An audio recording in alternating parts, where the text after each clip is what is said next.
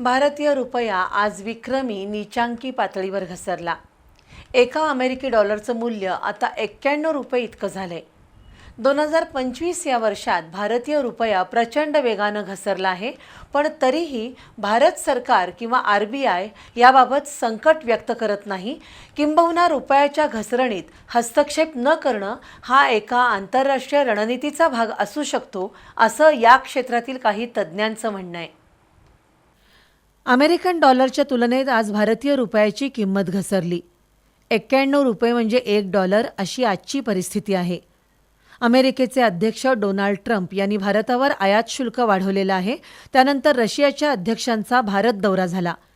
November महिन्यात भारताची निर्यात $19.37 अब्ज वरून थेट $38.12 अब्ज वर गेली आहे। अमेरिकन डॉलरच्या तुलनेत रुपया घसरतो तेव्हा परदेशी खरेदीदारांसाठी भारतीय वस्तू आणि सेवा स्वस्त होतात। त्यामुळेच रुपयाचं अवमूल्यन होऊ देणं हा एका रणनीतीचा भाग असू शकतो, असा दावा इंडी ट्रेड कॅपिटल ग्रुपचे चेअरमन सुदीप बंदोपाध्याय यांनी केलाय। जगातून अमेरिकन डॉलरचं महत्त्व कमी करण्याचा प्रयत्न सुरू झालाय का, अशी शंकाही आता व्यक्त होतीये।